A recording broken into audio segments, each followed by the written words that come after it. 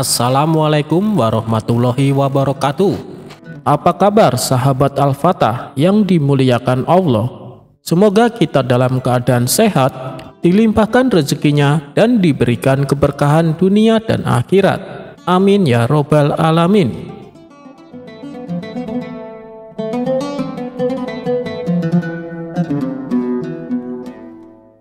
Pada suatu hari raja memanggil Abu Nawas ke istana. "Wahai Abu Nawas, aku ingin kau menjawab satu pertanyaan.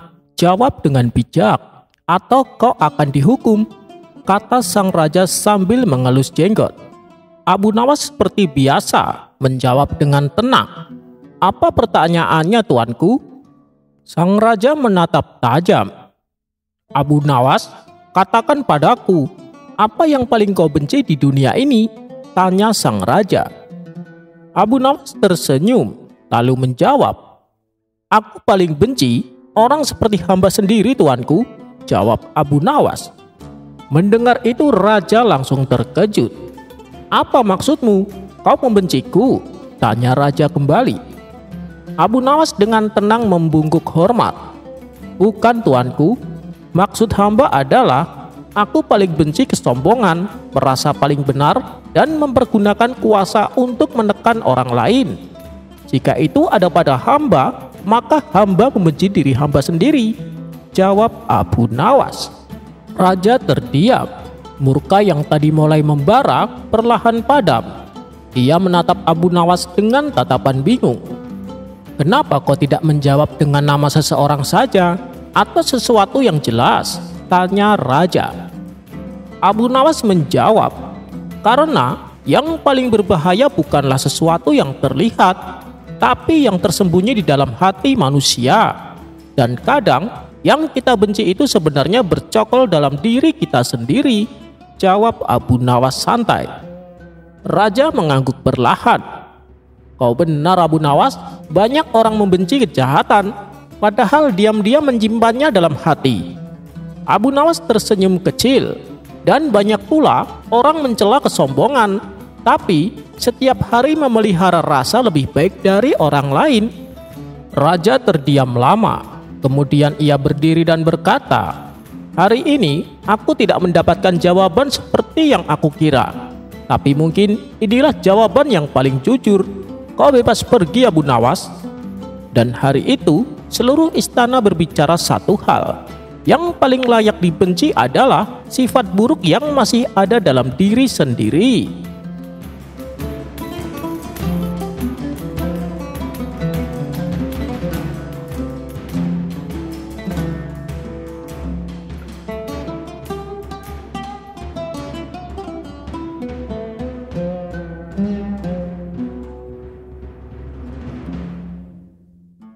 Abu Nawas dan pelajaran kurban untuk para murid.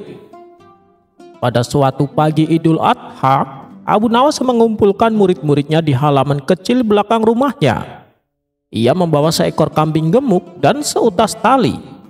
Murid-muridnya pun bersorak gembira. "Wahai guru, hari ini kita akan menyembelih kambing kurban," kata salah satu murid. Abu Nawas tersenyum. "Benar. Tapi sebelum menyembelih hewan, kalian harus tahu makna kurban yang sejati." Murid-murid saling berpandangan bingung. Salah satu dari mereka bernama Jafar angkat tangan dan bertanya, "Bukankah kurban itu cukup menyembelih hewan dan membagikan dagingnya?" tanyanya. Abu Nawas mengangguk. "Itu benar, tapi itu baru kulitnya. Yang lebih penting adalah menyembelih sifat buruk dalam diri sendiri," ucap Abu Nawas. Para murid makin bingung. Abu Nawas lalu mengikat kambingnya di pohon dan berkata, "Sekarang masing-masing dari kalian tulis satu sifat buruk kalian di kertas, lalu kita kumpulkan dan membakarnya." Satu persatu murid menulis. Ada yang menulis pemarah, rakus, suka iri, sombong, bahkan ada yang menulis malas belajar. Setelah dibakar, Abu Nawas berkata, "Nah, hari ini bukan hanya kambing yang dikurbankan, tapi juga sifat buruk kalian. Ingat, kurban bukan sekedar darah dan daging, tapi juga keikhlasan dan perubahan diri." Tiba-tiba salah satu murid bertanya polos, "Guru, kalau kambing ini juga pemarah, apakah dia juga akan berubah setelah dikurbankan?" tanyanya. Abu Nawas tertawa. "Kalau kambing bisa berubah, mungkin dia akan jadi muridku juga. Tapi ingat, hanya manusia yang bisa belajar dan memperbaiki diri. Itu yang membuat kita istimewa di mata Tuhan." Akhirnya, penyembelihan dilakukan dengan khidmat, dan daging dibagikan ke tetangga miskin. Murid-murid pulang bukan hanya membawa daging, tapi juga pelajaran yang tak bisa dibeli. Dan sejak hari itu, setiap Idul Adha, murid-murid Abu Nawas tak hanya mempersiapkan hewan kurban, mereka juga menyiapkan daftar sifat buruk yang akan mereka kurbankan.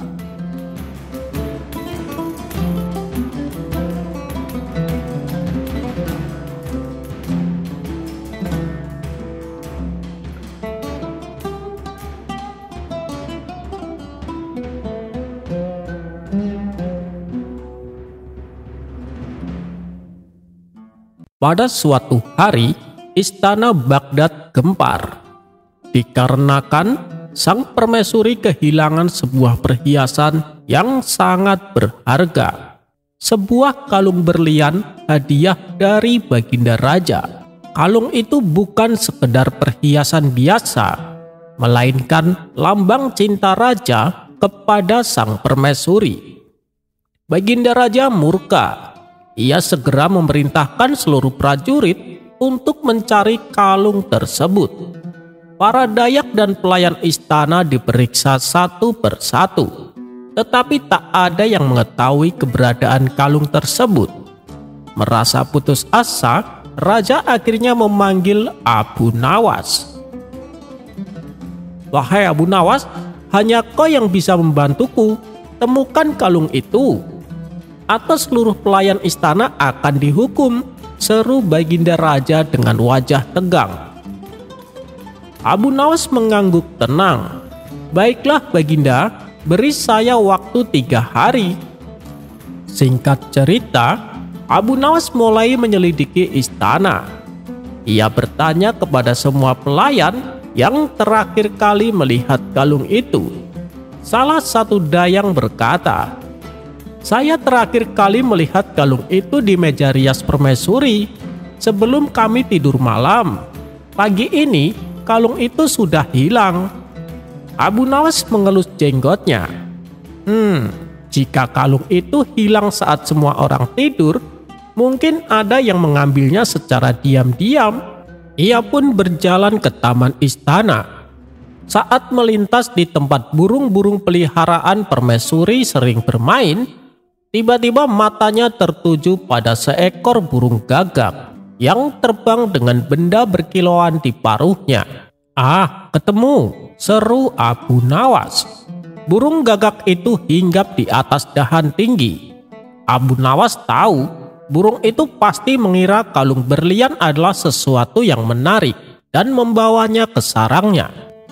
Alih-alih memanjat pohon, Abu Nawas punya cara lain. Ia meminta seorang pelayan membawa cermin besar ke taman. Cermin itu diletakkan di atas tanah menghadap ke langit. Saat gagak itu melihat bayangannya sendiri di cermin, matanya terbelalak melihat sesuatu yang lebih berkilau dari apa yang ia bawa. Ada pantulan kalung berlian di cermin yang diletakkan oleh Abu Nawas. Karena ingin mengambilnya, burung itu langsung menjatuhkan kalung dari paruhnya dan terbang ke arah cermin. Abu Nawas dengan sigap menangkap kalung tersebut sebelum menyentuh tanah. Abu Nawas segera membawa kalung itu ke istana. Permaisuri sangat gembira dan baginda raja pun lega. "Luar biasa Abu Nawas, bagaimana kau menemukannya?" tanya baginda raja heran. Abu Nawas tersenyum. "Terkadang pencuri itu bukan manusia Paduka, tetapi makhluk lain yang tertarik dengan keindahan." Baginda raja tertawa terbahak-bahak. "Kau memang cerdik Abu Nawas. Sebagai hadiah, kau boleh meminta apa saja dariku," ucap baginda raja. Abu Nawas berpikir sejenak, lalu ia berkata, "Baginda, Saya hanya ingin makan siang gratis di istana selama sebulan. Raja terbahak-bahak. Baiklah, kau memang selalu punya cara untuk membuatku tertawa, Abu Nawas. Sejak hari itu, Abu Nawas menikmati makan siang mewah di istana selama sebulan penuh.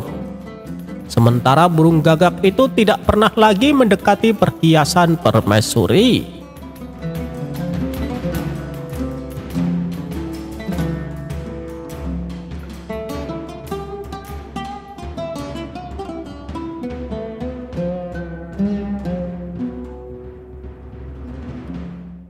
Di Baghdad, terkenal seorang hartawan pelit bernama Tuan Fadil.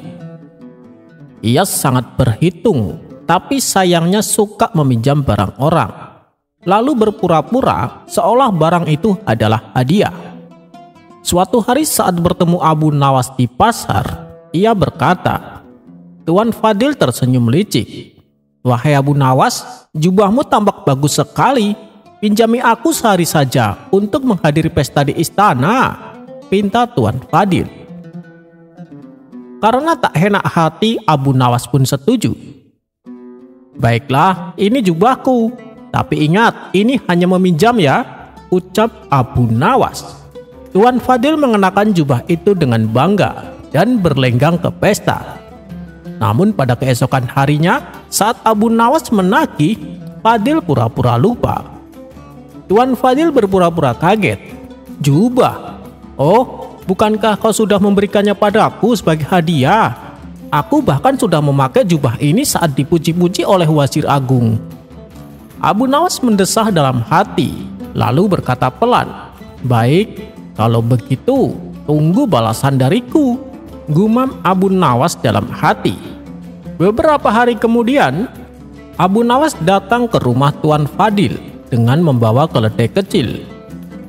Wahai Tuan Fadil, aku ingin meminjam seekor unta dari kandangmu, hanya sehari saja.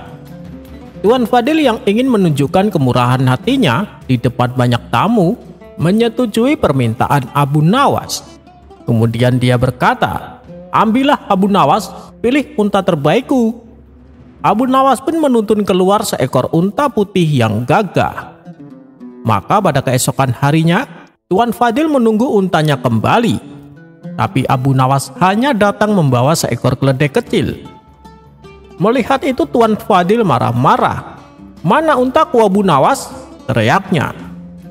Abu Nawas dengan tenang menjawab, Oh, tenang saja Tuan, aku kira engkau memberikannya padaku. Seperti yang kau kira aku menghibahkan jubahku padamu. Bukankah begitu caramu memahami pinjaman? Jawab Abu Nawas tersenyum. Wajah Tuan Fadil merah padam. Semua orang yang mendengar cerita itu menertawakan Tuan Fadil. Akhirnya Tuan Fadil malu setengah mati. Ia mengembalikan jubah Abu Nawas dan memohon agar Abu Nawas juga mengembalikan untanya. Abu Nawas tersenyum. Lain kali bila meminjam, ingatlah yang dipinjam harus kembali, bukan berubah menjadi hadiah. Hahaha.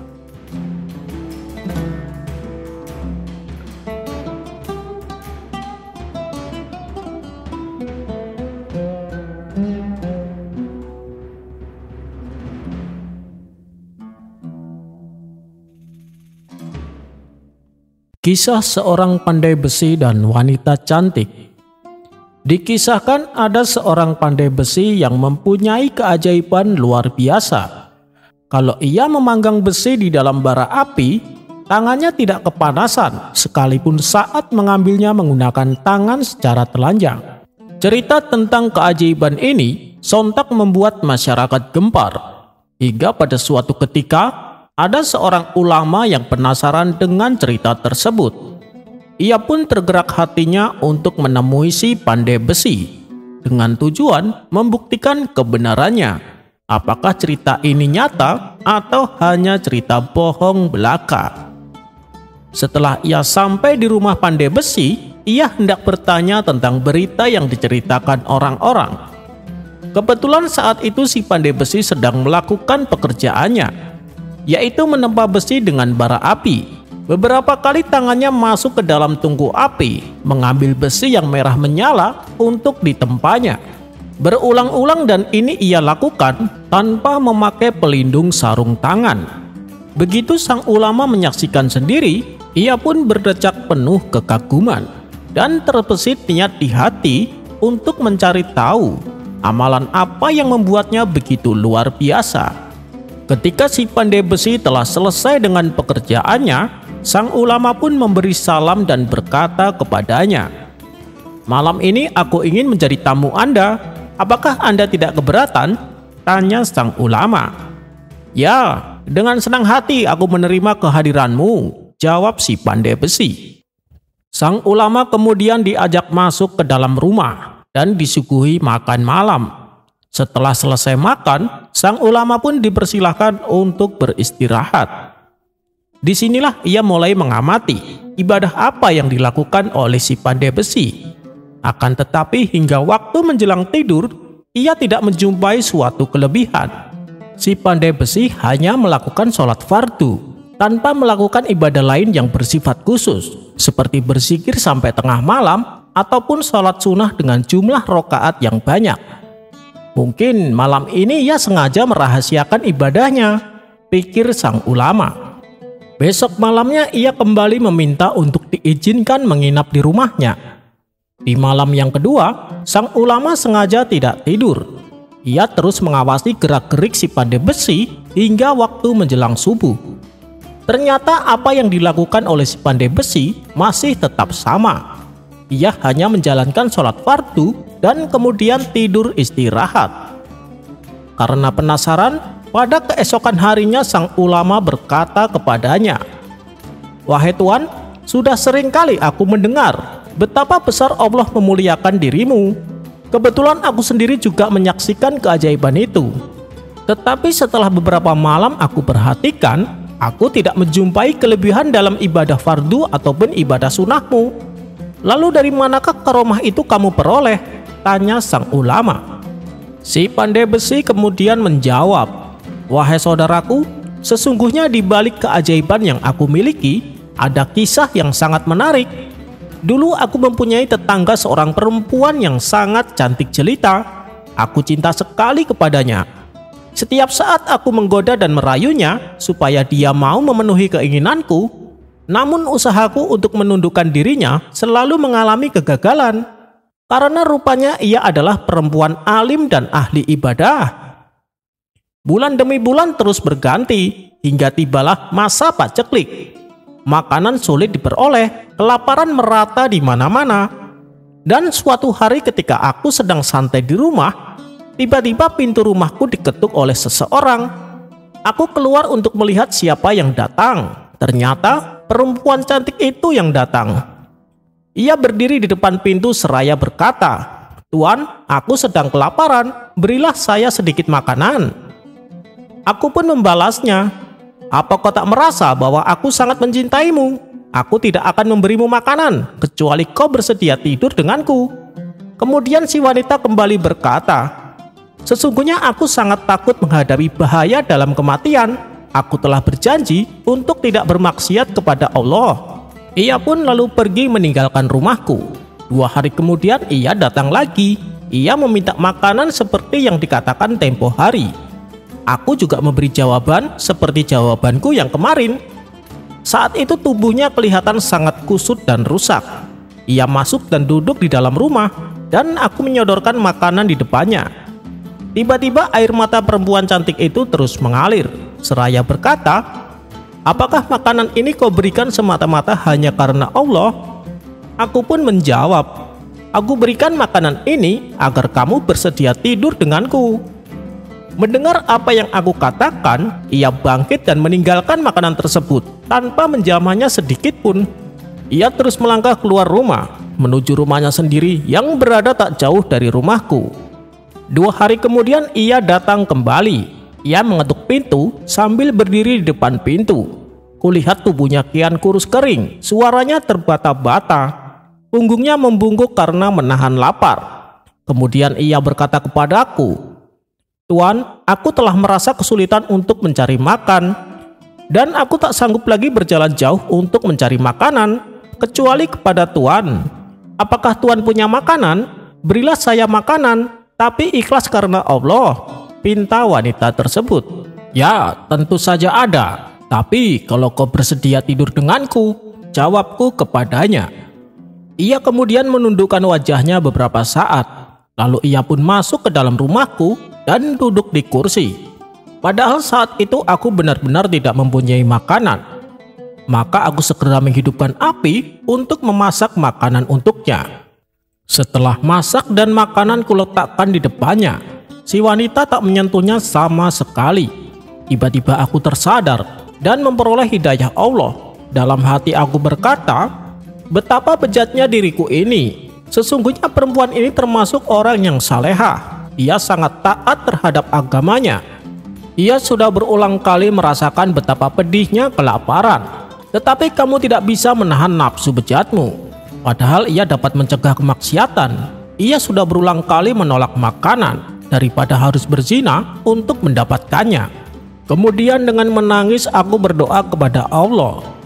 Ya Allah, sesungguhnya aku bertobat kepadamu atas segala perbuatanku. Aku berjanji tidak akan merayunya dan mengajak wanita itu untuk berzina. Lalu aku dekati dia yang masih terpaku di depan makanan. Makanlah hidangan ini, kamu tidak perlu khawatir. Aku tak akan meminta persyaratan itu. Makanan ini kuberikan semata-mata hanya karena Allah. Begitu mendengar ucapan itu, ia mengangkat wajahnya ke langit seraya berdoa. Ya Allah, jika ucapannya itu benar, hindarkanlah dirinya dari api dunia dan api akhirat. Lalu perempuan cantik itu kubiarkan menyantap makanan. Aku sendiri berkemas dari hadapannya dan memadamkan api yang telah kugunakan untuk memasak. Tanpa sengaja, sebuah bara api jatuh mengenai kakiku. Ternyata kakiku tidak melepuh, bahkan aku tak merasakan sakit sama sekali. Aku pun menghampiri wanita itu. Berbahagialah engkau, karena sesungguhnya Allah telah mengabulkan doamu. Begitu mendengar perkataanku, lalu ia buang sesuap makanan yang masih ada di tangannya. Ia langsung bersujud syukur seraya berkata, Ya Allah, sesungguhnya engkau telah memperlihatkan kepadaku apa yang kukehendaki terhadap lelaki ini, maka cabutlah nyawaku sekarang juga. Selesai berkata demikian, wanita cantik itu mati dalam keadaan masih bersujud. Dan sejak kepergian wanita cantik itu, aku tak pernah merasakan panasnya api ketika aku memegangnya. Setelah mendengar penuturan kisah tersebut, sang ulama pun akhirnya mengetahui di balik keajaiban yang dimiliki si pandai besi.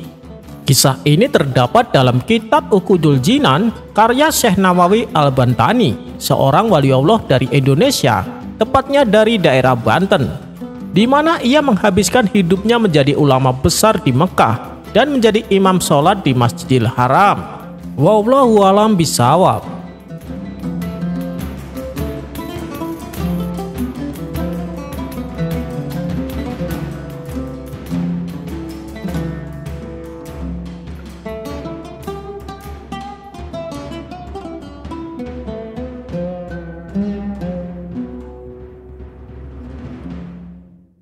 Persoalan yang dihadapi Abu Nawas seakan tiada habisnya. Pada cerita yang lalu, Baghdad dipimpin oleh gubernur yang kejam. Tapi berkat kecerdikan Abu Nawas, gubernur tersebut akhirnya dipecat dari jabatannya. Dan kini Baginda Raja menunjuk gubernur yang baru. Orangnya memang tidak kejam, tapi ia punya kebiasaan yang aneh, yaitu senang menertawakan orang lain. Pada suatu hari, koki istana salah mencampurkan resep. Akibatnya rasa masakannya jadi tidak enak. Tapi bukannya marah, Tuan Gubernur malah menyuruh kokinya untuk tutup mulut. Ia lalu membagikan makanan tersebut kepada semua pelayan dan bawahannya. Hampir saja mereka memuntahkan makanan tersebut. Namun, karena tidak berani membangkang perintah Tuan Gubernur, mereka terpaksa tetap mengunyahnya. Menyaksikan mereka mengunyah dengan wajah yang aneh, ia pun tertawa terpingkal-pingkal. Tak puas sampai di situ, Ia kemudian mengundang Abu Nawas dan kawan-kawannya untuk menikmati makanan yang tidak enak tersebut. Tentu saja Abu Nawas dan kawan-kawan juga merasakan hal yang sama. Mereka terpaksa mengunyah dengan ekspresi wajah yang tak karuan. Bagi Tuan Gubernur ini sungguh menggelikan, ia pun tak kuasa menahan tawanya. Hingga pada suatu hari, Abu Nawas berniat menghadap Tuan Gubernur. Kedatangannya kali ini untuk mengundangnya meresmikan sebuah masjid yang baru saja dibangun. Tentu saja aku akan hadir, asalkan kamu mau memakai baju yang kuberikan padamu, kata Tuan Gubernur. Baju pemberian gubernur pasti bagus, aku sungguh beruntung, pikir Abu Nawas yang langsung mengangguk tanda setuju. Mata Abu Nawas lalu ditutup. Kemudian ia dipakaikan baju baru tanpa diberi kesempatan untuk berkaca. Kau tampak gagah dan pantas, Abu Nawas. Semua orang pasti akan memandangmu. Sekarang silahkan pulang. Besok aku pasti akan datang, kata Tuan Gubernur sambil menahan tawa. Abu Nawas pun merasa sangat senang dan bangga. Ia pulang dengan riang gembira. Dan benar saja, di sepanjang perjalanan, semua orang terpana memandang penampilannya. Hal ini membuat Abu Nawas semakin percaya diri. Setibanya di rumah, sang istri langsung berkata kepadanya, "Apa-apaan kau ini? Memalukan. Lekas copot bajumu dan basuh mukamu dengan air." Mendapati reaksi berbeda dari istrinya, Abu Nawas merasa penasaran. Ia pun segera berkaca dan tampaklah kedua pipi Abu Nawas berwarna hitam. Dan ketika bajunya dilepas, di belakangnya terdapat tulisan "Aku orang bodoh." Kurang ajar, dasar gubernur somplak, aku telah dikerjai olehnya. Jadi sewaktu ia menutup mataku, tangannya mengoleskan bedak hitam ke pipiku, geram Abu Nawas. Sementara itu, Tuan Gubernur tertawa terbahak-bahak di istananya sendiri. Ia tak bisa membayangkan bagaimana Abu Nawas ditertawakan orang-orang yang melihatnya. Keesokan harinya, setelah Tuan Gubernur meresmikan pembangunan masjid, ia berjalan menghampiri Abu Nawas. "Nanti sore datanglah ke istanaku. Ada sesuatu yang penting ingin kubicarakan," kata Tuan Gubernur. Abu Nawas pun mengiyakannya. Namun dalam hati ia berkata, "Kali ini aku jangan sampai tertipu olehnya. Aku harus tetap waspada." Singkat cerita, pada sore harinya duduklah Abu Nawas bersama gubernur di istananya yang megah. "Apa yang ingin Tuan bicarakan? Katakanlah," tanya Abu Nawas mulai curiga. Akan tetapi, dugaan Abu Nawas keliru. Tuan Gubernur justru berbicara serius mengenai kondisi rakyat Baghdad. Ia meminta kepada Abu Nawas untuk mendata orang-orang miskin supaya bisa mendapatkan bantuan. Tak hanya itu, Tuan Gubernur juga berencana mendirikan madrasah-madrasah gratis agar anak-anak Baghdad bisa mendapatkan pendidikan. Perbincangan kedua orang ini pun menyita waktu lumayan lama, sehingga tak terasa waktu sudah beranjak malam. "Baiklah Tuan Gubernur, berhubung pembicaraan kita sudah selesai, saya mau pamit pulang," kata Abu Nawas. "Tapi ini sudah larut malam Abu Nawas, kenapa tidak menginap di sini saja?" tawar sang gubernur. "Apa tidak merepotkan?" tanya Abu Nawas. "Kenapa merepotkan? Istana ini dibangun dari uang rakyat Abu Nawas, jadi kamu berhak untuk menginap di sini," balas Tuan Gubernur. Mendengar hal itu, Abu Nawas yang tadinya benci setengah mati, kini berubah menjadi rasa kagum. "Tidak kusangka, di balik sifat usilnya yang kelewatan, ternyata dia adalah gubernur yang peduli dengan rakyatnya," gumam Abu Nawas. Abu Nawas pun dengan senang hati menerima tawaran untuk menginap di istana. Maka diantarlah Abu Nawas ke sebuah kamar yang sudah disiapkan. Ketika ia membaringkan tubuhnya di ranjang, beberapa menit kemudian tubuhnya merasakan gatal-gatal. Rupanya ranjang tersebut telah ditaburi bubuk gatal. Ia pun mencoba mencari bedak untuk mengobatinya.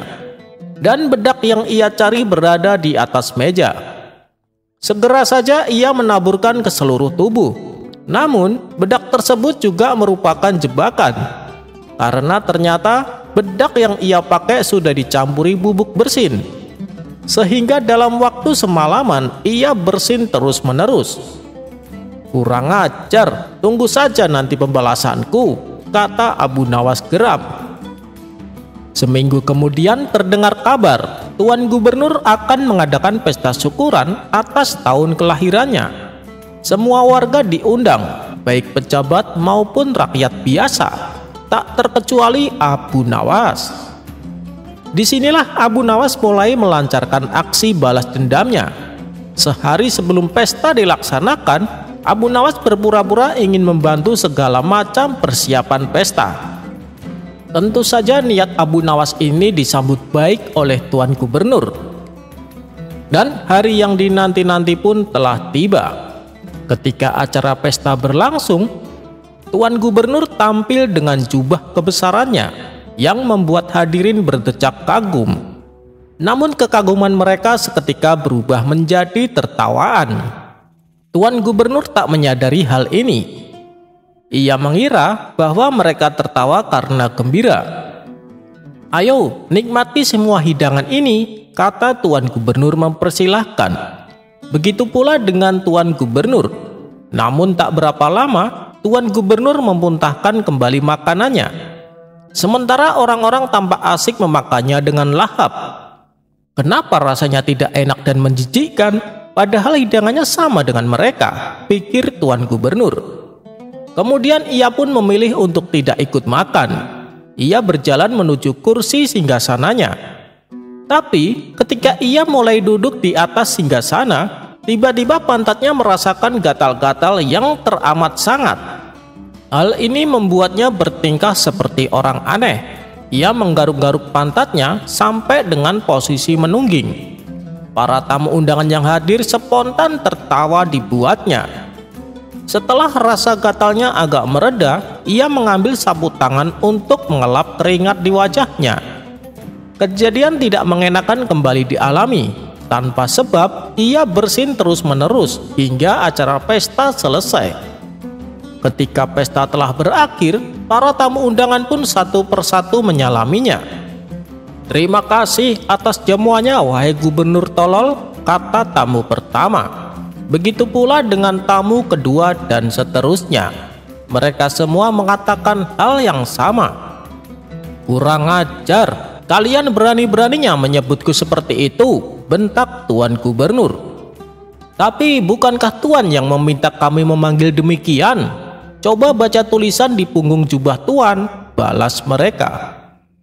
Akhirnya Tuan Gubernur mulai menyadari bahwa ada seseorang yang telah mengerjainya. "Ulah siapa ini? Ayo, mengaku!" teriaknya penuh amarah. Suasana yang tadinya meriah mendadak menjadi hening, dan semua para tamu undangan terdiam. "Saya Tuan Gubernur," jawab Abu Nawas. Orang-orang pun menatap ke arah Abu Nawas. "Apa maksudmu dengan perbuatanmu ini? Kau telah mempermalukan aku di hadapan orang-orang," bentak Tuan Gubernur. "Itu akibat ulah Anda sendiri, Tuan. Di hari istimewa ini, saya membuat Anda merasakan lelucon yang Anda buat untuk orang lain. Semua lelucon ini berasal dari Anda.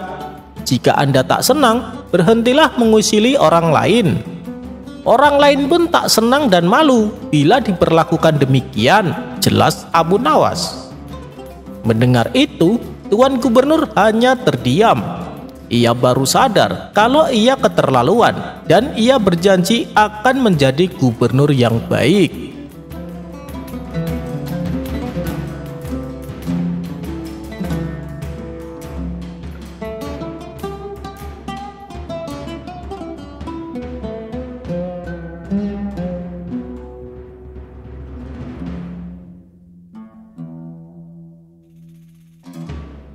Tidak jauh dari rumah Abu Nawas, ada tetangganya yang bernama Ali. Dia itu orangnya buta huruf dan tak pandai menulis. Suatu ketika, saat istrinya sedang berada di negeri seberang, Ali ingin mengirim surat kepadanya. Tapi ia bingung harus minta tolong kepada siapa. Maka terbesitlah sosok Abu Nawas di benaknya. Lebih baik aku minta tolong sama Abu Nawas. Dia itu kan orangnya baik dan suka menolong, pikir Ali dalam hati. Kemudian ia pun bergegas pergi ke rumah Abu Nawas. "Wahai Tuan Abu, maukah engkau menolongku?" pinta Ali. "Oh, insya Allah. Apa itu?" tanya Abu Nawas. "Aku ingin mengirim surat ke istriku, tapi aku ini kan buta huruf Tuan Abu. Maukah kau menuliskannya?" pinta si Ali. Mendengar permintaan tersebut, Abu Nawas menjadi bingung. Bukan karena ia tidak bisa menulis ataupun buta huruf, melainkan tulisan tangannya susah dibaca oleh orang lain.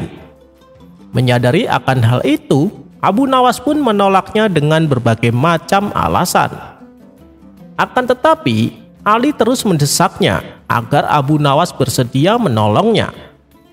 Setelah berpikir cukup lama, akhirnya Abu Nawas menyanggupi. "Baiklah, aku akan menolongmu.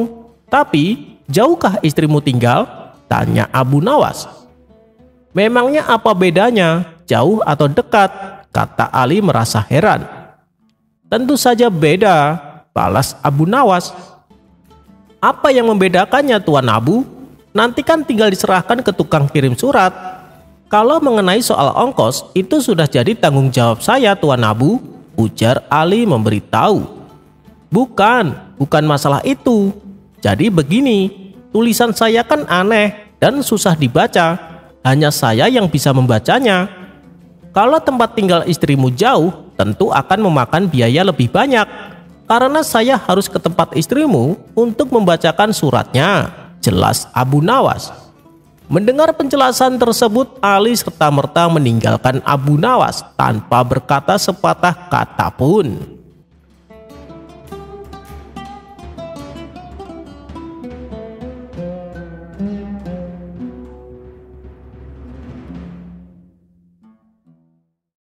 Suatu hari, saat menikmati sore di tepi danau, dia memperhatikan seorang ibu yang duduk di kursi dan ditemani anaknya yang sudah mapan dan berkeluarga.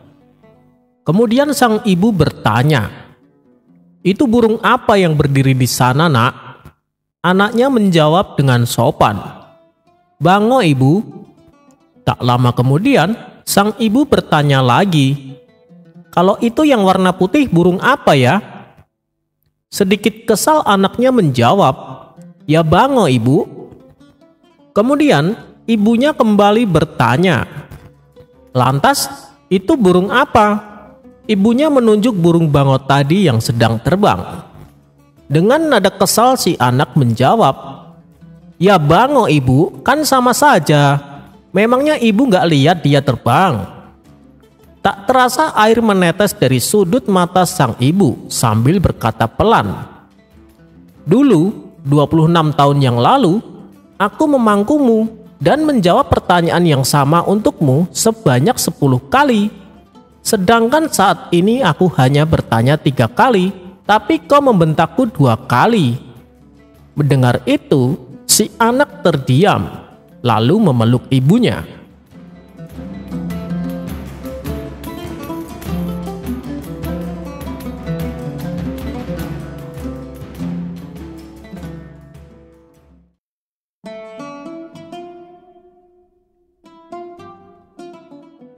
Pada suatu hari, sang raja meminta kepada tukang emasnya yang sudah tua untuk menuliskan sesuatu di dalam cincinnya. Raja berpesan, "Tuliskanlah sesuatu yang bisa kamu simpulkan dari seluruh pengalaman dan perjalanan hidupmu, supaya itu bisa menjadi pelajaran untuk hidupku." Berbulan-bulan si tukang emas yang tua itu membuat cincinnya. Lalu lebih sulitnya menuliskan apa yang penting di cincin emas kecil itu. Akhirnya setelah berdoa dan merenungkan, si tukang emas itu menyerahkan cincinnya pada sang raja. Dan dengan tersenyum, sang raja membaca tulisan kecil di cincin itu yang berbunyi, "Dan yang ini pun akan berlalu." Awalnya sang raja tidak terlalu paham dengan apa yang tertulis di sana. Tetapi suatu ketika, tak kala menghadapi persoalan kerajaan yang pelik, akhirnya ia membaca tulisan di cincin itu. Dan ia pun menjadi lebih tenang. Dan ini pun akan berlalu. Dan tak kala ia sedang bersenang-senang, ia pun tak sengaja membaca tulisan di cincin itu. Lantas ia menjadi rendah hati kembali. Benar, ketika kita lagi menghadapi masalah besar ataupun sedang dalam kondisi gembira, ingatlah kalimat itu. Dan ini pun akan berlalu. Kalimat ini, kalau direnungkan dengan bijak, akan mengantarkan diri kita pada keseimbangan hidup. Tidak ada satupun yang langgeng. Jadi, ketika kita mempunyai masalah, tidaklah perlu terlalu bersedih. Tetapi, tak kala kita sedang dalam keadaan senang, nikmatilah selagi kita bisa senang. Ingatlah, apapun yang kita hadapi saat ini, semuanya akan berlalu. Maka jadilah orang yang tetap sejuk di tempat yang panas, yang tetap manis di tempat yang begitu pahit, yang tetap merasa kecil meskipun telah menjadi besar, yang tetap tenang di tengah badai hebat, yang tetap selalu mengandalkan Tuhan dalam segala perkara.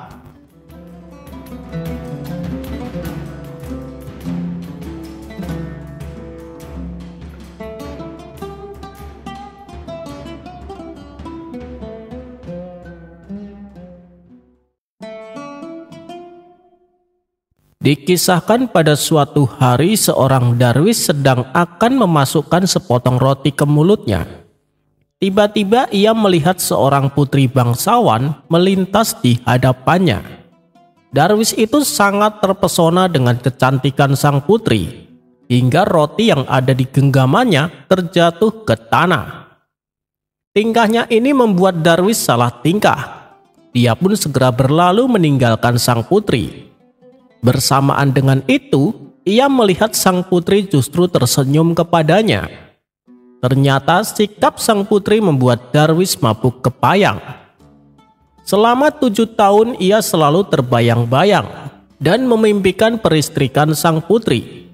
Saking tergila-gilanya, ia sampai tidur di jalanan bersama anjing-anjing liar. Hal itu ia lakukan agar ketika sang putri melintas di jalan tersebut, ia bisa memandang wajahnya yang cantik jelita. Lama-kelamaan akhirnya sang putri merasa risih dengan perilaku si Darwis. Ia merasa terganggu dengan keberadaannya. Sang putri lalu menyuruh pengawal supaya membunuh Darwis tersebut. Maka ditangkaplah Darwis itu dan dihadapkan kepada sang putri. "Kau seringkali membuatku terganggu. Kenapa kau lakukan itu?" tanya sang putri. "Karena aku mencintaimu, Tuan Putri," jawab si Darwis. Sontak sang putri terkejut mendengarnya. "Tak mungkin kita hidup bersama. Ayahku pasti akan membunuhmu," kata sang putri. "Tapi sejak kulihat Tuan Putri, hidupku ini tak ada artinya. Biarlah mereka membunuhku," balas si Darwis.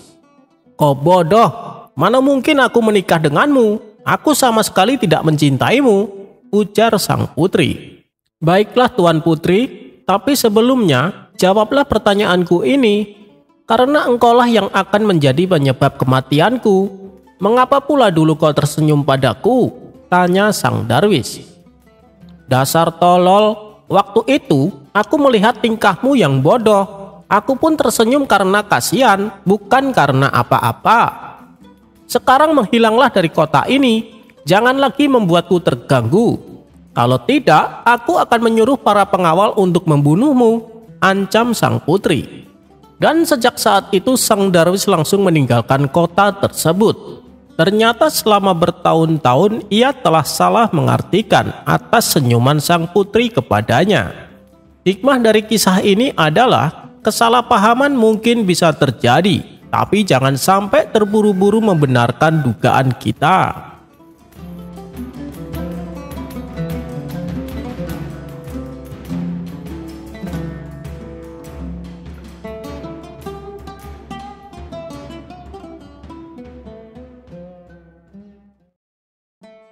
Meskipun antara Baginda Raja dan Abu Nawas seringkali saling mengerjai satu sama lain, namun di balik itu hubungan keduanya terjalin akrab. Apapun permintaan Abu Nawas selalu dikabulkan oleh Baginda Raja. Dan terkadang tanpa diminta pun, Baginda Raja sering memberinya hadiah. Namun ada satu yang membuat Abu Nawas penasaran, yaitu sebuah kebun kecil di belakang istana yang terdapat pohon anggur milik Baginda Raja. Karena selama ini Abu Nawas tak pernah diperkenankan masuk ke dalamnya. Suatu hari Abu Nawas bertanya kepada sang raja, "Paduka yang mulia, kenapa sih saya tidak diizinkan masuk ke kebun di belakang istana?" Baginda Raja menjawab, "Dengar ya Abu Nawas, apapun permintaanmu akan aku penuhi, tapi tidak untuk yang satu ini," kata Baginda Raja.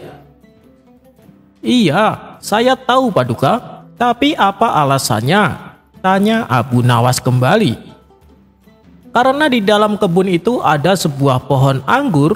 Pohon anggur itu bukan pohon anggur sembarangan.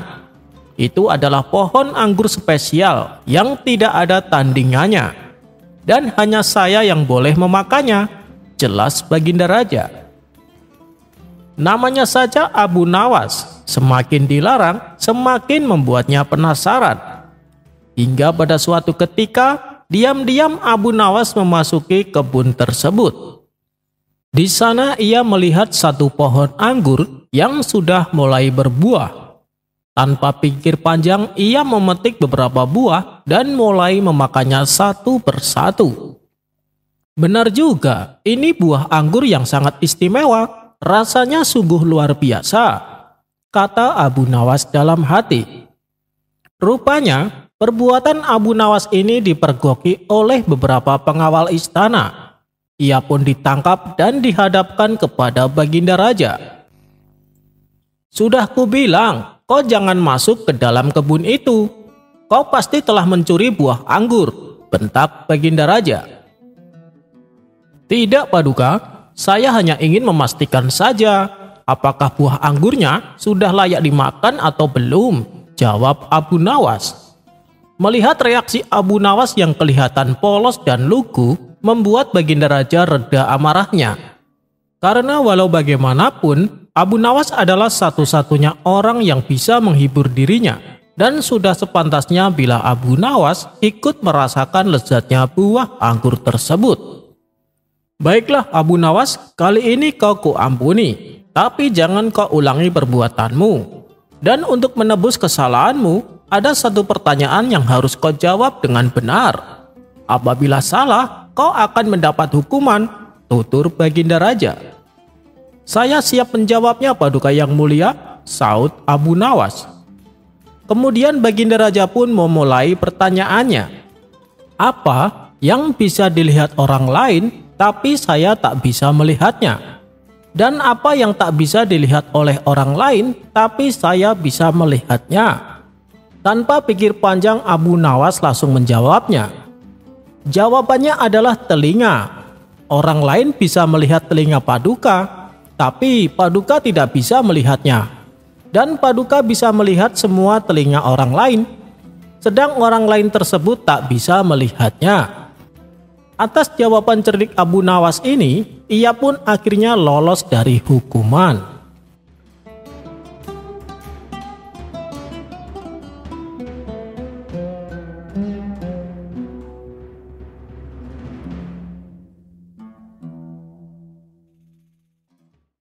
Diceritakan pada suatu hari, Abu Nawas hendak melakukan perjalanan menunaikan ibadah haji ke kota Makkah.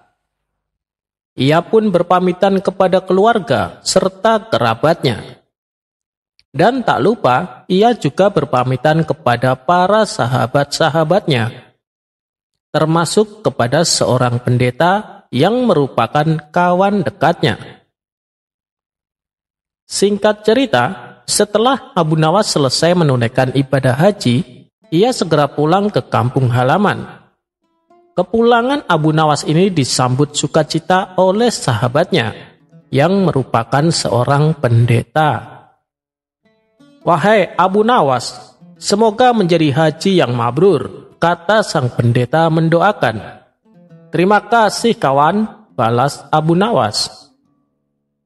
Beberapa hari kemudian, si pendeta mengajak Abu Nawas jalan-jalan. Saat di tengah perjalanan, terbesit di benaknya untuk mengerjai Abu Nawas. Aduh, Abu Nawas, kakiku tiba-tiba kena kram. Aku tak bisa berjalan," ujar si pendeta berpura-pura. Karena kasihan, Abu Nawas pun menggendongnya dan melanjutkan perjalanan. "Hei, Abu Nawas, kamu tahu tidak? Baru kali ini ada pendeta naik haji," celetuk si pendeta. Mendengar hal itu, Abu Nawas mulai menyadari bahwa dirinya sedang dikerjain. Tapi namanya juga Abu Nawas. Ia tak kalah cerdik untuk membalasnya. Ketika mereka berjalan di tepian sungai, Abu Nawas langsung melemparkan si pendeta hingga jatuh ke sungai. "Hei Abu Nawas, apa-apaan kau ini?" Melihat keadaan si pendeta basah kuyup, Abu Nawas berkata kepadanya, "Hei kawan, baru kali ini ada haji membaptis seorang pendeta." Spontan keduanya pun tertawa bersama-sama.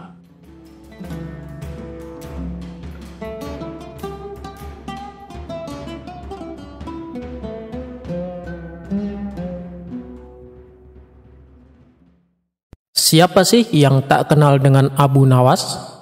Sosok sufi jenaka yang punya sejuta akal.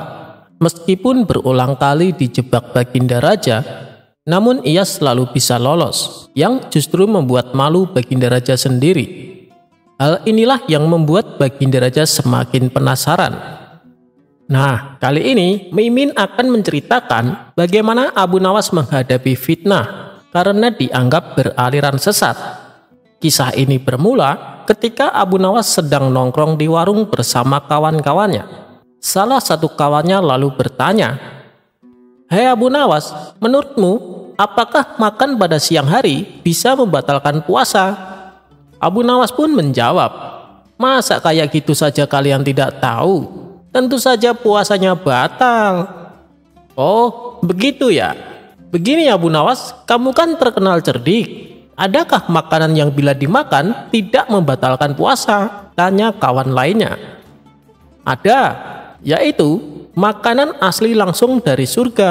Kalian bebas memakannya sampai kenyang," jawab Abu Nawas. "Itu sih mustahil Abu Nawas, yang saya tanyakan makanan di dunia," timpal kawannya. "Tentu saja ada, yaitu ayam bakar dan sop kambing. Tapi ada syaratnya. Kalian memakannya saat dalam mimpi," balas Abu Nawas sambil tertawa. Seketika mereka semua tertawa terpingkal-pingkal. Rupanya saat Abu Nawas berkata demikian, terdengar oleh salah satu menteri istana yang kebetulan melintas di tempat tersebut. Ia pun segera melaporkan kepada Baginda Raja. "Paduka yang mulia, Abu Nawas telah berfatwa yang melanggar syariat Islam," kata sang menteri memberitahu. "Apa yang dia katakan?" tanya Baginda Raja. "Dia bilang makan saat siang hari di bulan puasa tidak membatalkan puasa," lapor sang menteri. "Waduh, kurang ajar Abu Nawas. Dia berani mempermainkan hukum agama," geram Baginda Raja. Ternyata sang menteri telah salah paham, karena yang ia dengar tidak seutuhnya. "Paduka yang mulia, saya punya cara untuk membuktikan kesesatan Abu Nawas. Dengan begitu, Paduka bisa langsung menghukumnya," kata sang menteri. "Oh ya, apa rencanamu?" tanya Baginda Raja.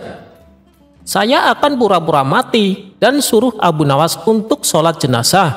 Biasanya, orang yang beraliran sesat, sholatnya pasti beda dengan ajaran Islam," ujar sang menteri. "Baik, saya setuju," saut Baginda Raja.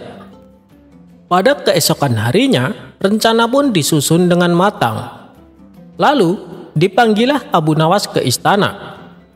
Beberapa pengawal istana lalu mendatangi rumahnya.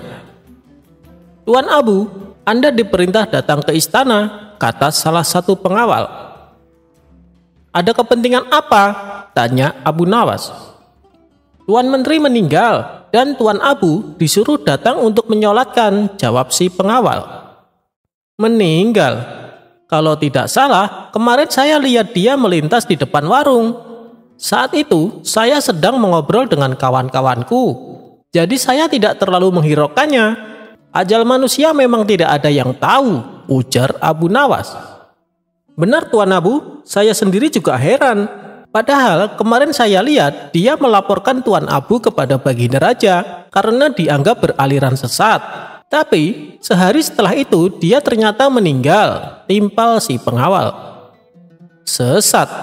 Sesat bagaimana maksudnya? Tanya Abu Nawas bingung. Tuan Menteri bilang kalau Tuan Abu menghalalkan makan di siang hari saat bulan puasa, kata si pengawal memberitahu. Oh, begitu. Ya sudahlah, orangnya juga sudah mati. Ayo kita ke sana sekarang, ajak Abu Nawas. Singkat cerita, sampailah Abu Nawas ke istana. Ketika ia memasuki aula kerajaan, terlihat sosok jenazah di dalam keranda. Tapi yang membuat Abu Nawas curiga, kenapa kerabat keluarga sang menteri tidak ada yang hadir, terutama istri dan anak-anaknya. Kemudian Baginda Raja menyuruh Abu Nawas untuk segera mensolati jenazah sang menteri. Mari Paduka, kita sholat sama-sama, ajak Abu Nawas. Kamu saja Abu Nawas, aku sudah mensolatinya tadi, tolak Baginda Raja. Ini tidak seperti biasanya, padahal setiap kali ada pejabat istana yang meninggal, Baginda Raja pasti sholat jenazah bersamaku, kata Abu Nawas dalam hati. Hal ini membuatnya semakin bertambah curiga. Pasti ada sesuatu yang tidak beres, pikir Abu Nawas. Akhirnya, Abu Nawas pun sholat jenazah sendirian. Dan tiba-tiba saat ia sholat jenazah, Abu Nawas menambahkan ruku dan sujud. Setelah selesai menjalankan sholat jenazah, Baginda Raja pun kemudian berkata, "Hei Abu Nawas, kenapa kau menambahi ruku dan sujud? Itu menyalahi aturan agama."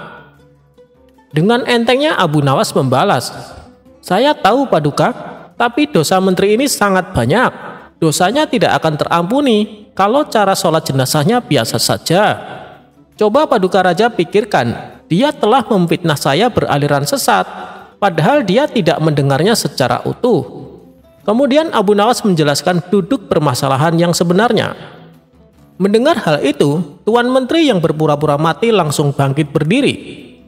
"Kurang ajar kok Abu Nawas, justru kamu yang dosanya sangat banyak," bentak Tuan Menteri tak terima. "Lihatlah Paduka, jenazahnya hidup kembali," teriak Abu Nawas sambil berlari berpura-pura ketakutan. Sementara Baginda Raja spontan tertawa terpingkal-pingkal dengan ulah Abu Nawas itu.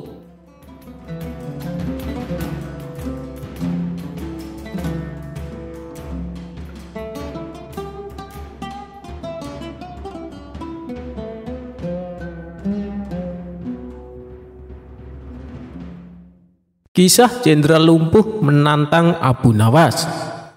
Salah satu jenderal perang yang disegani di zaman Khalifah adalah Idam Alimuddin Al-Tibrisi. Dia terkenal sebagai ahli siasat perang, jago negosiasi, kaya raya.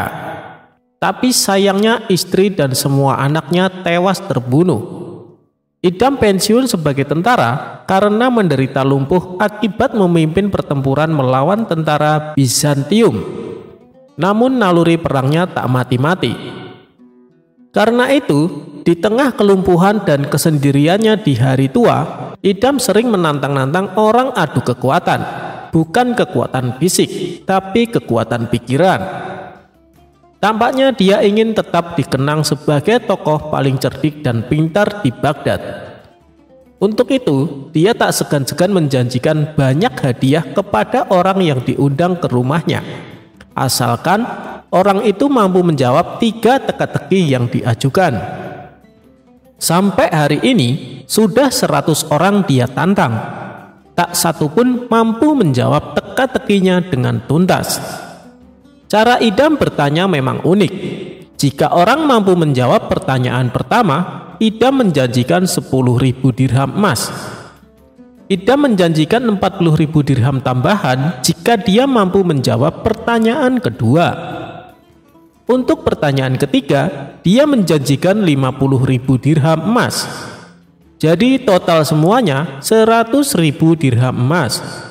Jumlah yang cukup banyak untuk seorang lelaki bisa kawin lagi. Hanya saja, ini keunikan permainan idam. Jika orang itu sudah bisa menjawab pertanyaan pertama, lalu gagal menjawab pertanyaan kedua, hadiah pertama pun hangus. Jika dia bisa menjawab pertanyaan pertama dan kedua, tapi gagal menjawab pertanyaan ketiga, semua hadiah gugur. Inilah yang membuat semua orang sakit hati saat gagal menjawab teka-teki Jenderal Idam. Seolah-olah mereka benar-benar telah kehilangan 10.000 dirham emas atau 50.000 dirham emas, padahal mereka belum mengeluarkan 1 dirham pun dalam permainan itu. Aku marah sama Jenderal Lumpuh itu. 2 pertanyaan sudah aku jawab, tinggal pertanyaan ketiga aku salah. Hilanglah duit 50.000 dirham aku. Dia tanya, apa nama malaikat yang menyiksa manusia di neraka? Aku jawab, malaikat Malik, tapi salah. Kata Sulaiman, guru di sebuah madrasah di Kanakin kepada kawannya. Kawannya kaget. Loh, bukankah jawaban kamu benar? Ah, kamu juga salah. Aku kira kamu pintar. Malik itu cuma jaga neraka. Malaikat yang menyiksa orang di neraka namanya Zabania.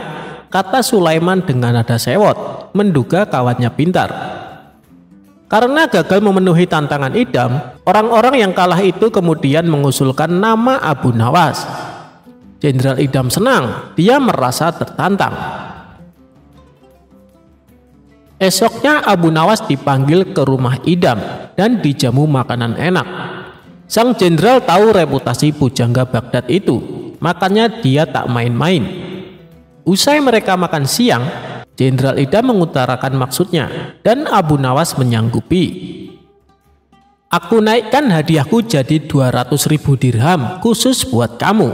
Tapi dengan syarat, jika kamu tak dapat menjawab 3 pertanyaanku, kamu harus berpidato di depan umum mengakui bahwa akulah pujangga paling pintar di Baghdad. Keesokan harinya, ketika Abu Nawas datang ke rumah Idam, sang jenderal menutup mata Abu Nawas, lalu minta digendong. Dengan mata tertutup dan menggendong Jenderal Lumpuh, Abu Nawas berjalan menuruti perintah Idam. Demi 200.000 dirham emas dan reputasi sebagai pujangga cerdik, Abu Nawas menuruti saja tantangan gila itu. Setelah Abu Nawas berjalan 5 km, Idam menyuruh Abu Nawas berhenti lalu bertanya, Abu Nawas, tahukah kamu pemandangan apa di depan kita? Jika kamu tahu, hadiah 20.000 dirham emas silahkan kamu ambil. Ini gila, pikir Abu Nawas. Mana dia tahu pemandangan di depannya? Bukankah matanya tertutup? Tapi dengan yakin dia menjawab pendek. Di depan kita ada peternakan onta, Tuan Jenderal. Sang jenderal kaget. Bagaimana mungkin Abu Nawas bisa menjawab dengan benar? Di depan mereka memang ada peternakan onta, tapi itu milik sang jenderal sendiri. Tidak semua orang diizinkan masuk. Mereka lalu melanjutkan perjalanan lagi. Sang jenderal tetap digendong. 1 jam kemudian, Idam kembali meminta Abu Nawas berhenti lalu bertanya lagi. Abu Nawas, jika kamu bisa menjelaskan pemandangan di depan kita, 80.000 dirham emas silahkan ambil. Total jadi 100.000 dirham. Abu Nawas diam sejenak. Tapi lagi-lagi dengan nada meyakinkan dia menjawab, Tuan Jenderal, di depan kita ada sungai kecil. Di kiri kanan sungai itu banyak pohon tin dan pohon zaitun. Juga ada beberapa pohon kurma. Ini kebun yang sangat indah. Sang jenderal lagi-lagi kaget. Bagaimana mungkin Abu Nawas bisa menjawab dengan benar? Dia pasti tukang sihir, pikirnya. Di depan mereka memang ada perkebunan, tapi itu milik Baginda Raja. Hanya para jenderal dan tamu kerajaan yang bisa masuk ke sini. Jikapun Abu Nawas pernah datang ke sini, dia pasti tak bisa menduga karena perjalanan ke kebun ini berliku-liku. dan menyesatkan seseorang yang matanya tertutup. Idam mulai khawatir 200.000 dirham emas miliknya bakal raib dan Abu Nawas makin terkenal. Akhirnya dia memerintahkan Abu Nawas berjalan lagi. Setelah Abu Nawas berjalan 4 jam melewati padang pasir yang sunyi dan terik, sekali lagi Idam memerintahkan untuk berhenti. Dia memerintahkan Abu Nawas tak bersuara dan maju beberapa langkah pelan-pelan. Setelah agak lama Abu Nawas berdiri dan Jenderal Idam lama tak bersuara, akhirnya dengan berbisik sang jenderal bertanya, sambil menjanjikan tambahan 100.000 dirham emas jika jawaban Abu Nawas benar. Silahkan jawab, ada apa di depan saya? Abu Nawas tak langsung menjawab. Ia berkonsentrasi penuh, kemudian pelan-pelan dia menjawab, Tuan Jenderal, di depan kita ada oase di tengah padang pasir. Di situ ada beberapa perempuan, semuanya bugil sedang mandi. Ada juga yang tampak bercanda dan menari-nari. Biar! Jenderal Idam seperti disambar petir. Abu Nawas lagi-lagi benar. Ini gila, pikir sang jenderal. Akhirnya, setelah Abu Nawas juga menikmati pemandangan indah di depannya, kedua lelaki ini kembali ke Baghdad. Sesuai janji, esoknya Idam mengumpulkan banyak orang di depan istana khalifah untuk menyerahkan 200.000 dirham emas kepada Abu Nawas. Sebelum menyerahkan hadiah yang disaksikan khalifah, Idam berpidato di depan publik menceritakan pengalaman mereka berdua. Dan terakhir dia bertanya, Abu Nawas, bagaimana kamu bisa benar menjawab pertanyaan pertama? Tuan Jenderal, pertanyaannya gampang. Waktu Tuan minta saya berhenti berjalan dan bertanya pada saya, kaki saya ketika itu persis menginjak tai onta. Makanya saya tahu itu pasti peternakan onta. Baginda Raja pun tersenyum. Sang jenderal menggelengkan kepala. Lalu, bagaimana pertanyaan kedua? Kamu bisa menjawab dengan benar juga. Itu juga mudah, Tuan. Mata saya tertutup, tapi telinga saya mendengar suara air mengalir dan burung hasyun berkicau. Burung hasyun hanya makan biji-bijian, terutama buah tin dan zaitun. Pohon tin hanya tumbuh di pinggir sungai, makanya saya tahu. Itu pasti perkebunan tin dan zaitun. Baginda Raja lagi-lagi tersenyum. Sang jenderal makin terperangah. Sekarang, bagaimana kamu bisa benar menjawab pertanyaan ketiga? Abu Nawas terdiam sejenak, lalu menjawab, itu lebih mudah lagi, Tuan. Saat itu, tiba-tiba saja saya merasa seperti ada ular bergerak-gerak di punggung saya, endut-endutan, kata Abu Nawas menahan senyum. Hahaha, kali ini Baginda Raja tertawa terbahak-bahak. Memang tantangan itu terasa berat, tetapi berat bukan berarti tidak mungkin.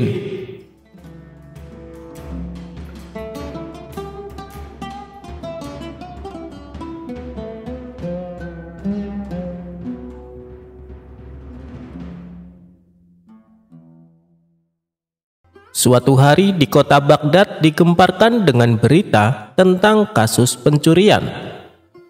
Tidak tanggung-tanggung, yang dicuri adalah uang masyarakat yang disimpannya di dalam peti. Hal yang lebih mengherankan adalah peti tersebut masih dalam keadaan utuh. Kuncinya tidak rusak sama sekali. Padahal kunci peti tersebut disimpan oleh Tuan Hakim sendiri. Tuan Hakim mengetahui ada seseorang yang sengaja mencuri kunci lalu dikembalikannya tanpa ia ketahui. Oleh karena itu, Tuan Hakim menduga bahwa pencurinya tidak lain pastinya adalah orang dalam. Demi mengungkap kasus ini, Tuan Hakim pun mengumpulkan para asistennya. Para asisten itu saling menyalahkan satu sama lainnya, sehingga terjadi diskusi yang alot, hingga membuat Tuan Hakim makin jengkel. Sudah, hentikan pertengkaran kalian, ucap Tuan Hakim. Yang sudah terjadi biarlah terjadi. Saat ini kita tidak penting mengetahui siapa pencurinya, tutur Tuan Hakim. Namun yang lebih penting adalah jangan sampai kejadian ini terulang kembali. Dan bagaimana caranya supaya kunci petinya aman? Tutur Tuan Hakim. Tuan, bagaimana kalau kita tugaskan seseorang yang dipercaya untuk menyimpan kunci peti berikutnya? Usul salah satu asistennya. Ya, benar sekali Tuan. Kami sangat setuju dengan usul tersebut, ucap seluruh asisten serentak. Baiklah, saya kira orang yang pantas untuk ditugasi adalah Abu Nawas. Bagaimana pendapat kalian? Tanya Tuan Hakim. Kami setuju Tuan Hakim, Abu Nawas memang orang yang jujur, ucap asisten. Maka dipanggillah Abu Nawas ke istana Tuan Hakim.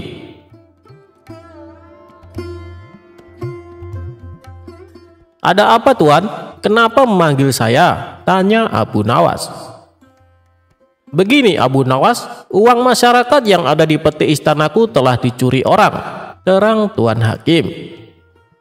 Bagaimana itu bisa terjadi? Bukankah petinya terbuat dari besi dan gemboknya juga besar dan kuat? Tanya Abu Nawas heran. Ya, benar Abu Nawas. Tetapi si pencuri menggunakan kunci yang saya simpan, jawab Tuan Hakim. Lalu nasib masyarakat yang uangnya hilang bagaimana Tuan Hakim? Tanya Abu Nawas. Jangan khawatir, semua pasti akan aku ganti. Sekarang yang lebih penting adalah bagaimana caranya supaya kunci peti berikutnya aman.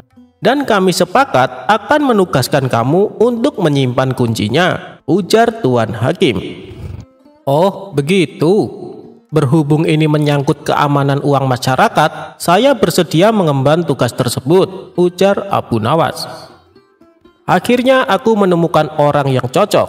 Di kampung ini, kamu sudah dikenal orang Abu Nawas, jadi mereka tidak akan ragu atas jaminanku. Dan kau berkewajiban menjaga kunci ini di tempat yang aman dan memberikannya kepadaku ketika aku membutuhkan, timpal Tuan Hakim. Tenang Tuan, mulai hari ini tidak akan ada orang yang mencurinya lagi, ujar Abu Nawas. Abu Nawas kemudian mengambil kunci peti itu dan pulang ke rumah. Setibanya di rumah, istrinya bertanya kepada Abu Nawas. Ada perlu apa Tuan Hakim memanggilmu? Tanya sang istri. Tuan Hakim menugaskan aku untuk menjaga kunci peti uang masyarakat, jawab Abu Nawas. Lalu kamu terima tugas tersebut? Tanya istrinya lagi. Ya, ini demi keamanan uang masyarakat. Tapi aku lagi berpikir, di mana harus menyembunyikannya? Balas Abu Nawas. Karena belum menemukan tempat yang aman, terpaksa untuk sementara Abu Nawas selalu membawa kemana-mana kunci tersebut. Suatu hari, kunci itu hilang di rumah Abu Nawas, yang kebetulan kondisi sedang gelap. Nyalakan lilin, pinta istri Abu Nawas. Di mana lilinnya? Tanya Abu Nawas. Di sebelah kirimu, jawab sang istri. Bagaimana aku mengetahui arah kanan dan kiri dalam situasi gelap seperti ini? Ucap Abu Nawas. Ya sudah, kita cari besok pagi saja, ujar sang istri. Keesokan paginya, Abu Nawas dan istri kembali mencari kunci tersebut. Setelah sekian lama mencari, akhirnya kuncinya pun ditemukan. Alhamdulillah, akhirnya ketemu. Jika kunci ini hilang, saya bisa dihukum oleh Tuan Hakim, ujar Abu Nawas. Lebih baik kuncinya disimpan saja. Kalau sampai hilang di jalan, bisa tambah runyam, tutur sang istri. Mendengar perkataan istrinya, Abu Nawas pun terdiam. Setelah lama merenung, akhirnya Abu Nawas menemukan ide. Aha, aku tahu tempat yang paling aman, pikir Abu Nawas dalam hati. Abu Nawas pun segera pergi menuju istana Tuan Hakim. Sesampainya di sana, Abu Nawas segera menuju tempat di mana peti itu diletakkan. Abu Nawas lalu memasukkan kuncinya ke dalam peti tersebut. Melihat kehadiran Abu Nawas yang tiba-tiba berada di dalam istananya, Tuan Hakim pun bertanya, "Apa yang telah kau perbuat, Abu Nawas?" apakah sudah menyimpan kunci itu di tempat yang aman? Tanya Tuan Hakim. Tentu saja Tuan Hakim, kuncinya saya simpan di tempat yang paling aman, ujar Abu Nawas. Baguslah, saya memang tidak salah menugaskan kamu, ujar Tuan Hakim. Tapi di mana kamu menyimpannya? Tanya Tuan Hakim penasaran. Apakah ada tempat yang lebih aman selain peti ini? Kata Abu Nawas. Apa maksudmu Abu Nawas? Ucap Tuan Hakim kebingungan. Jadi begini, saya sudah menyimpan kunci peti itu bersama uang di dalam peti ini. Dengan begitu, mulai hari ini tidak akan ada orang yang akan membukanya, kata Abu Nawas. Aduh, Abu Nawas, ucap Tuan Hakim sambil menepuk jidatnya.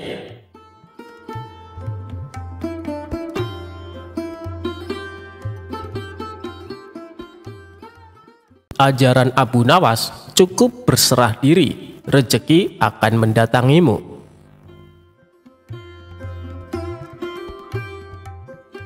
Suatu hari, Baginda Raja mengundang sejumlah ulama untuk berkumpul di istana. Tentu saja termasuk Abu Nawas. Raja mengundang Abu Nawas dan para ulama untuk membahas berbagai hukum Islam. Dengan begitu, Raja tetap bisa menimba ilmu tanpa harus meninggalkan kediamannya. Ulama fikih menyampaikan keilmuan seputar halal haram dalam hukum agama Islam. Ulama tauhid menyampaikan keilmuannya seputar keesaan Allah Subhanahu wa Ta'ala beserta kekuasaannya yang meliputi alam semesta. Begitu juga dengan ulama lainnya. Setelah masing-masing ulama menyampaikan ilmu sesuai bidangnya, tibalah giliran Abu Nawas.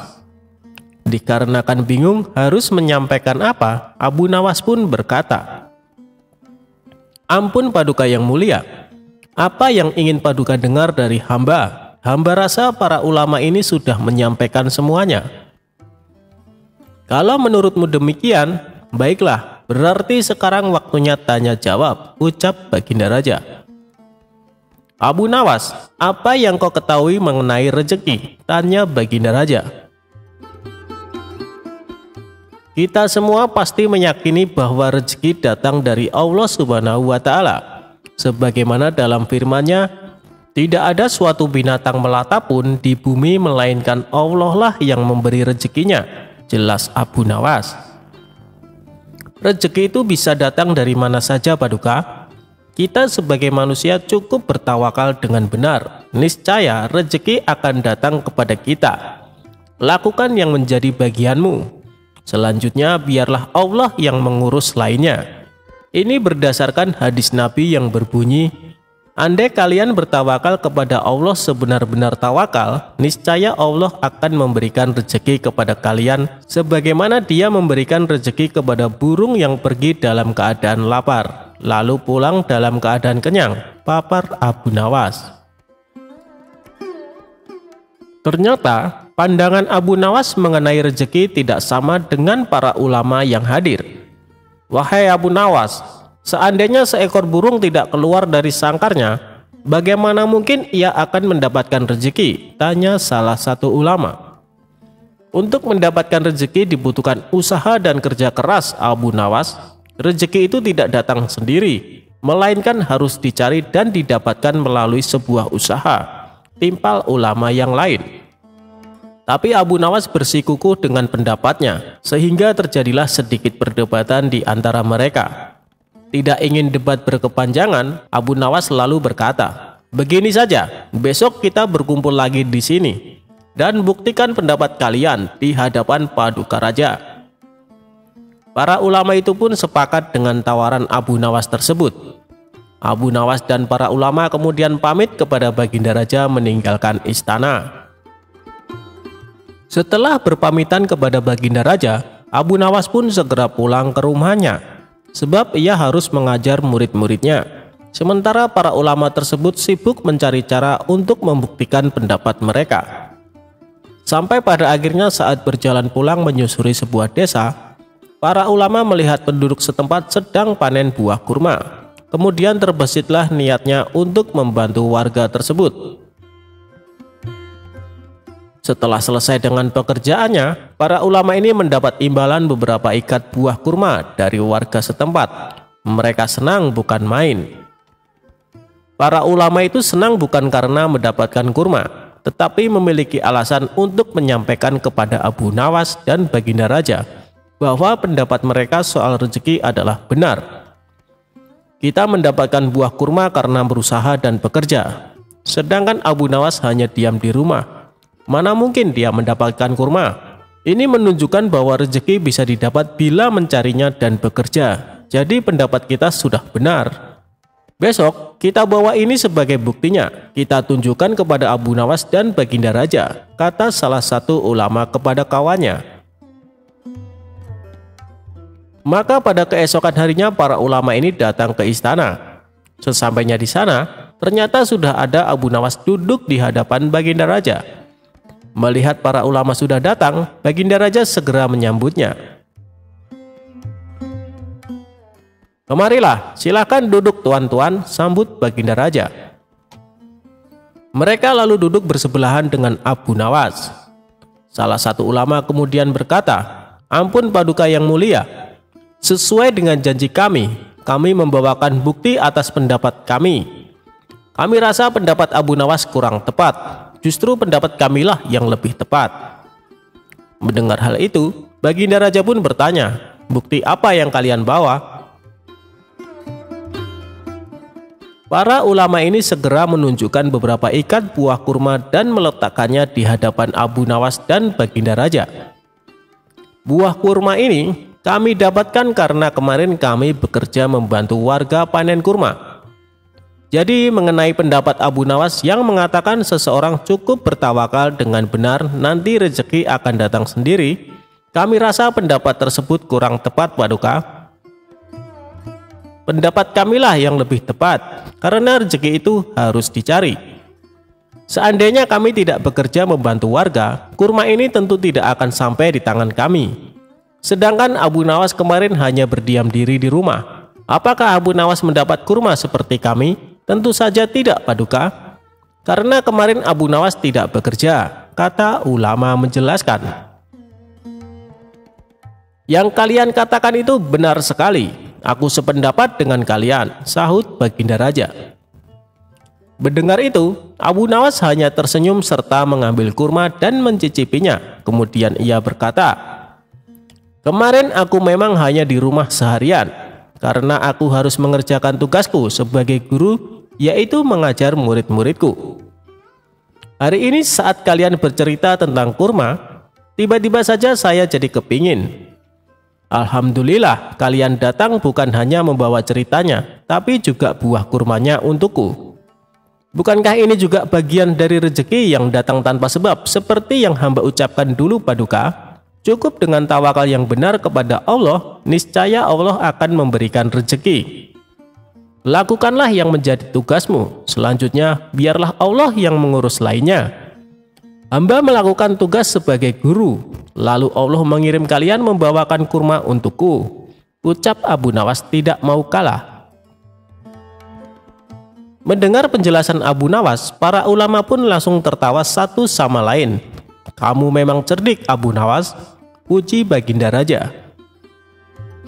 Sementara para ulama ini meskipun berbeda pendapat tidak saling menyalahkan dan membenarkan pendapatnya sendiri. Begitulah indahnya Islam, saling menghormati meskipun berbeda pendapat.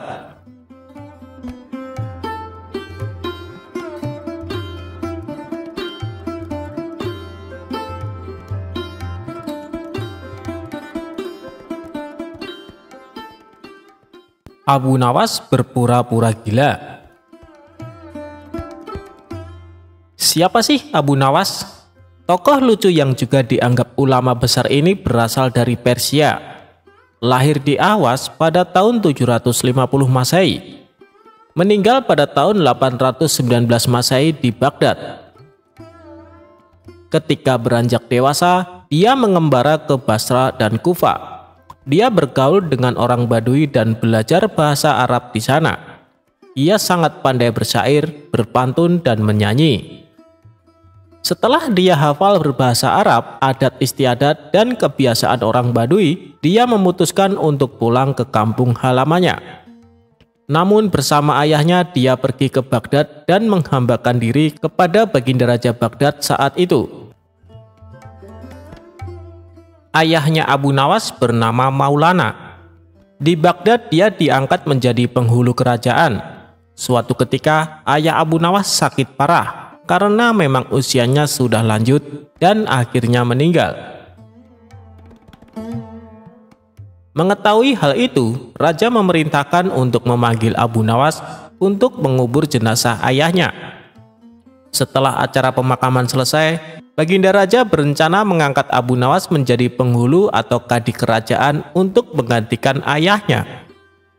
Mengetahui hal itu, Abu Nawas yang diketahui cerdas itu tiba-tiba berperilaku aneh. Orang-orang dibuat heran oleh Abu Nawas. Setelah upacara pemakaman ayahnya, dia mengambil sepotong batang kayu dan menungganginya seperti kuda. Dia berlari-lari dari kuburan ke rumahnya. Pada kesempatan lain, dia mengajak beberapa anak kecil untuk pergi ke kuburan ayahnya. Abu Nawas mengajak anak-anak bermain rebana membuat orang semakin heran dengan kelakuan Abu Nawas dan menganggapnya telah gila karena ditinggal mati ayahnya. Pada suatu hari Baginda Raja mengutus beberapa orang untuk menemui Abu Nawas. "Hai Abu Nawas, kamu dipanggil Raja untuk menghadap beliau," kata salah satu utusan Raja. "Untuk apa Raja memanggilku? Aku tidak ada urusan dengannya," jawab Abu Nawas seenaknya. "Kamu tidak boleh bersikap seperti itu kepada rajamu," lanjut sang utusan istana. "Hei utusan istana, kau tak perlu banyak bicara. Kau ambil kudaku ini dan bawalah ke sungai. Mandikanlah dia supaya bersih dan segar," ucap Abu Nawas sambil memberikan sebatang pisang yang dianggapnya kuda betulan. Para utusan raja hanya geleng-geleng kepala melihat kelakuan Abu Nawas. "Hei Abu Nawas, apakah kau tidak mau menghadap raja?" tanya utusan istana. "Katakan saja kepada rajamu, aku sudah tahu, maka aku tak mau menghadap," kata Abu Nawas. Para utusan kerajaan segera menyingkir dari rumah Abu Nawas setelah mereka dilempari dengan debu oleh Abu Nawas. Sesampainya di istana, para utusan melaporkan apa yang terjadi pada Abu Nawas yang dianggap sudah gila. Dengan geram raja berkata, "Dasar kalian, menghadirkan Abu Nawas saja kalian tidak becus. Segera bawa dia ke sini dengan sukarela ataupun dipaksa." Dengan paksa akhirnya Abu Nawas menghadap raja. Namun, lagi-lagi Abu Nawas bersikap seperti orang tidak waras di hadapan rajanya tersebut. "Bersikaplah sopan Abu Nawas," tegur raja. "Ya Baginda Raja, tahukah Anda, terasi itu asalnya dari udang." "Kurang ajar, kau menghinaku Abu Nawas." "Tidak Baginda, siapa bilang udang berasal dari terasi?" Merasa dilecehkan, Baginda Raja segera memerintahkan prajuritnya untuk memukuli Abu Nawas sebanyak 25 kali. Usai dipukul, Abu Nawas keluar dari istana dan bertemu penjaga gerbang yang mencegatnya. "Hei Abu Nawas, dulu kamu pernah berjanji padaku, jika kau mendapat hadiah dari raja, kau akan membagikannya kepadaku. Nah, sekarang mana bagianku?" "Tentu saja aku tidak lupa, aku bukan cuma akan memberimu setengahnya, tapi semuanya," jawab Abu Nawas. Tanpa banyak basa-basi, Abu Nawas mengambil kayu agak besar lalu memukuli penjaga gerbang itu sebanyak 25 kali. Tentu saja orang itu berteriak kesakitan dan tidak terima diperlakukan seperti itu oleh Abu Nawas. Hal ini ia laporkan kepada sang raja. "Ya tuanku Baginda Raja, hamba mengadukan Abu Nawas yang telah memukuli hamba tanpa satu alasan. Hamba memohon keadilan dari Baginda Raja." Segera Baginda Raja memerintahkan pengawal membawa Abu Nawas ke istana lagi. Raja bertanya, "Hei Abu Nawas, benarkah kau telah memukuli penunggu gerbang istana sebanyak 25 kali?" Abu Nawas menjawab, "Ampun Paduka, hamba melakukannya karena memang sudah sepantasnya dia menerima pukulan itu." "Apa maksudmu? Coba kau terangkan secara jelas apa sebenarnya yang terjadi." "Hamba dan penunggu gerbang istana ini sudah mengadakan perjanjian bahwa jika saya mendapat hadiah dari Baginda, maka hadiah tersebut akan dibagi dua. Tadi hamba mendapat hadiah pukulan dari Baginda, sehingga saya juga memberikan pukulan itu kepadanya." Baginda bertanya kepada penjaga gerbang, "Hei, apa benar yang dikatakan Abu Nawas? Kau telah mengadakan perjanjian seperti itu?" "Benar Tuanku, tapi hamba tidak mengira kalau hadiah dari Baginda berupa pukulan," jawab penjaga pintu gerbang.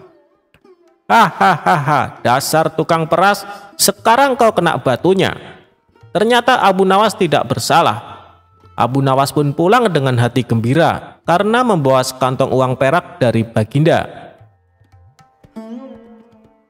Tetapi sesampainya di rumah dia tetap bersikap aneh dan terlihat memang seperti orang gila beneran. Kelakuan Abu Nawas ini bertahan sampai 1 bulan. Dan akhirnya Baginda Raja mengangkat orang lain sebagai kadi atau penghulu istana yang baru. Sebenarnya Baginda Raja ingin mengangkat Abu Nawas untuk menggantikan ayahnya. Setelah mendengar tentang pengangkatan kadi yang baru yang konon katanya bernama Polan, Abu Nawas mengucapkan syukur karena terhindar dari balak yang mengerikan. Mengapa Abu Nawas bersikap seperti orang gila? Ceritanya begini, pada saat ayahnya sakit parah, Abu Nawas dipanggil untuk menghadap. Bapaknya berkata, "Hei anakku, aku hampir mati. Coba kau cium telinga kanan dan telinga kiriku." Abu Nawas menuruti saja perintah ayahnya. Telinga kanan berbau harum, namun telinga kiri berbau busuk. Melihat anaknya kebingungan, akhirnya Syekh Maulana menceritakan apa yang terjadi. Pada suatu hari, datanglah 2 orang yang mengadu masalah padaku. Yang satu aku dengar keluhannya, tapi yang satu tidak aku dengar karena aku tidak suka padanya. Ini resiko menjadi seorang kadi atau hakim. Jika kelak kau menjadi hakim, kamu akan mengalaminya karena sudah pasti Baginda Raja akan memilihmu menjadi seorang kadi atau hakim. Jika kamu tidak suka menjadi kadi, buatlah alasan yang masuk akal agar kau tidak terpilih menjadi kadi atau hakim. Itulah sebabnya Abu Nawas berpura-pura gila, hanya agar tidak dipilih menjadi hakim kerajaan. Walaupun begitu, Abu Nawas tetap sering dipanggil ke istana guna diajak konsultasi oleh raja untuk menyelesaikan suatu perkara.